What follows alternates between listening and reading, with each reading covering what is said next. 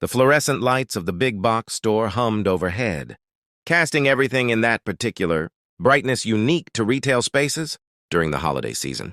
Christmas music played softly through speakers, occasionally interrupted by announcements about sales and store closing times.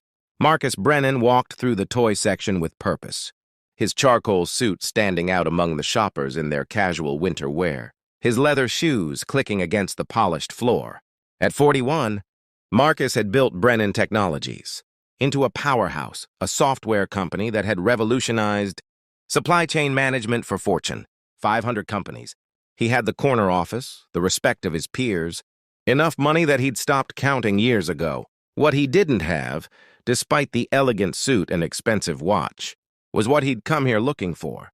The right gift for his daughter. Riley, his 8-year-old, had been specific. She wanted the new Lego City set, the one with the buildings and the vehicles and the approximately 1 million pieces. As she'd informed him with typical dramatic flair, Marcus smiled at the memory of her earnest explanation of why this particular set was essential to her happiness. Being a single father to Riley was the most challenging and rewarding thing Marcus had ever done. Her mother, Christine, had left when Riley was 2, deciding that motherhood and marriage weren't what she wanted after all. The divorce had been swift and relatively amicable. Christine had simply walked away, sending birthday cards from whatever city she was living in that year, occasionally calling but never visiting. For 6 years, it had been just Marcus and Riley against the world. He'd scaled back his work hours, hired a wonderful nanny named Patricia, learned to braid hair through YouTube tutorials, and become an expert on the difference between various cartoon characters that all looked identical to him. He was scanning the Lego aisle when he noticed her, a little girl, probably 4 or 5, with blonde hair held back by a cream-colored bow, wearing a pink puffy jacket despite the store's warmth. She stood perfectly still in the middle of the aisle, staring up at the shelves with an expression of such longing that Marcus felt his chest tighten. Behind her, keeping a careful distance, stood a young woman in her late 20s.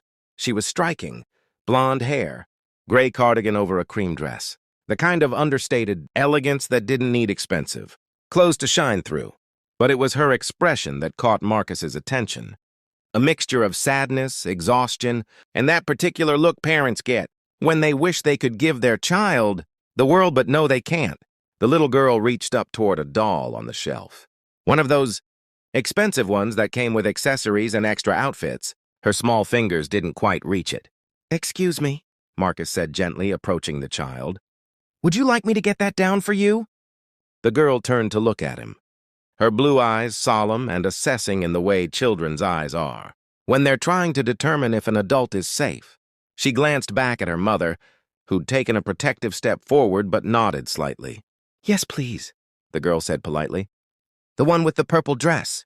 Marcus reached up easily and retrieved the doll, kneeling down to hand it to her. Up close, he could see the careful mending on her jacket, the shoes that were slightly too small, the signs of a family stretching every dollar.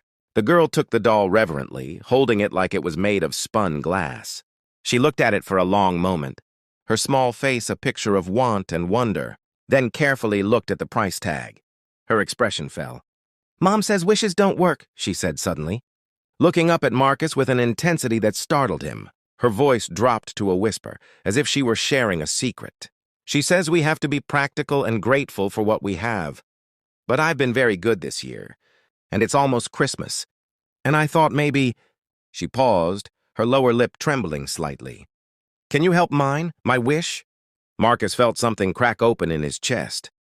This child, with her careful politeness and her impossible hope, asking a stranger for help, because her mother had already told her the truth, that wishes, at least the kind that came true in toy aisles, weren't for them.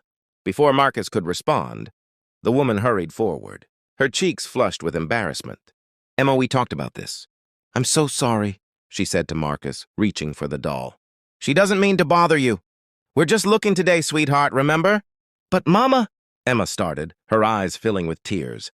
"No buts. We've been over this." The woman's voice was gentle but firm, the tone of someone who'd had this conversation too many times.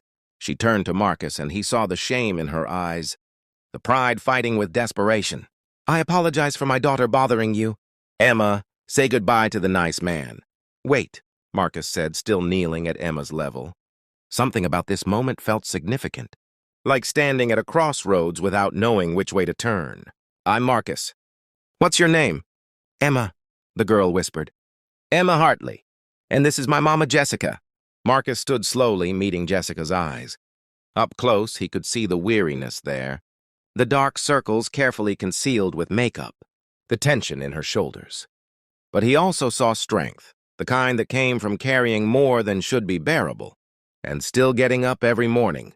It's nice to meet you both, Marcus said. And Emma didn't bother me at all. In fact, I could use some help. You see, I'm shopping for my daughter Riley, she's 8, and I was wondering if Emma might help me pick out something extra. Maybe something for the toy drive my company is running? It was an improvisation and not entirely true. They did have a toy drive, but it wasn't his primary shopping mission. But he saw Jessica's shoulders relax slightly at the framing. This wasn't charity. This was helping someone else. I'm very good at picking toys, Emma said, perking up immediately. What kind of toys do you need? Well, toys for little girls mostly. Around your age, what do you think girls like? Emma's face lit up, and she launched into an earnest explanation of the various merits of different dolls, building sets, art supplies, and books. As she talked, Marcus found himself genuinely charmed by her enthusiasm and knowledge. Jessica watched her daughter with a mixture of love and sorrow, occasionally interjecting to remind Emma not to monopolize the kind stranger's time. But Marcus wasn't in a hurry. He found himself asking Emma's opinion on various toys, listening to her detailed reasoning, watching her mother's face soften as Emma forgot to be sad and just enjoyed being helpful. They moved through the aisles together, an unlikely trio, Emma chattering while Jessica tried to maintain appropriate boundaries. Emma really does know her toys, Marcus said to Jessica as Emma examined a puzzle a few feet away. She's a smart kid. She is, Jessica said quietly. Too smart sometimes. She understands more than I wish she did about our situation. She looked at Marcus, and he saw her making a decision to be honest. I was laid off 6 months ago from my administrative job. I've been working as a waitress and doing freelance bookkeeping when I can get clients, but it's not enough. Not for rent and food and keeping the lights on and giving a 4-year-old everything she deserves. I'm sorry, Marcus said, meaning it. That must be incredibly difficult. Jessica shrugged, but he saw the tears she was fighting back. It is, but we're managing. Emma has a roof over her head, food in her stomach, and she's safe. That's what matters. The rest, the dolls and the wishes, those are luxuries. She'll understand that someday. But she's 4, Marcus said gently. She should get to believe in wishes a little longer.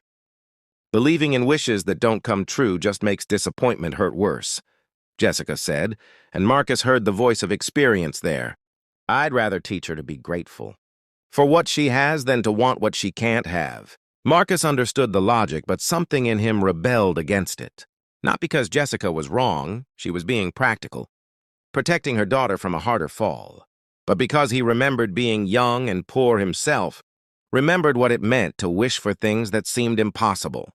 People who saw Marcus Brennan today, successful CEO, wealthy beyond most people's dreams, didn't know about Marcus Brennan at 9 years old, wearing clothes from the donation bin, eating reduced-price lunch at school, watching his single mother work 3 jobs and still barely make rent. They didn't know about the teacher, who'd noticed his aptitude for math and science, who'd paid for him to attend a summer coding camp, who'd believed he could be more than his circumstances suggested. That teacher had been his wish that came true, someone who'd seen potential and invested in it without expecting anything in return. Emma bounded back with a puzzle. This one is good because it has puppies and it teaches counting. Puppies are always good. Solid reasoning, Marcus agreed, putting it in his cart. They'd accumulated quite a collection of toys now, far more than any toy drive required. Emma, you've been such a help. I think I need one more thing, advice on dolls. Which one did you think was the best? Emma's face grew serious. She led him back to the aisle where they'd started, standing in front of the doll she'd looked at earlier. The one with the purple dress and the accessories and the price tag that had made her face fall. This one, Emma said definitively, because she has a storybook with her. And the story says she goes on adventures and helps people and is brave. I think girls who play with her might want to be brave, too. That's a wonderful reason, Marcus said. He pulled 2 boxes off the shelf, one of the dolls. I think you're right. I'll take this one for the toy drive. He put one in his cart, then turned to Jessica, who was watching with guarded appreciation. And this one, he said, holding out the second box to Emma, is for you. Because you helped me so much today, and because you were right about it being a good toy, and because every child deserves to have their wish come true sometimes. Emma's eyes went huge, but before she could reach for it, Jessica stepped forward. Mr. Brennan, I appreciate the gesture, but we can't accept that. It's too much. It's Marcus, please. And why is it too much? Emma provided a valuable service, consultancy on toy selection. In my business, we pay consultants. This is payment. He was improvising again, trying to find a way past Jessica's pride. Payment is money, not expensive toys, Jessica said, her voice strained. I understand you're trying to be kind, but I can't let my daughter think strangers. Give her expensive things for no reason. Mama, Emma whispered, reaching for the box. Emma, no, Jessica said firmly, then turned back to Marcus. Thank you truly. But teaching Emma that she can earn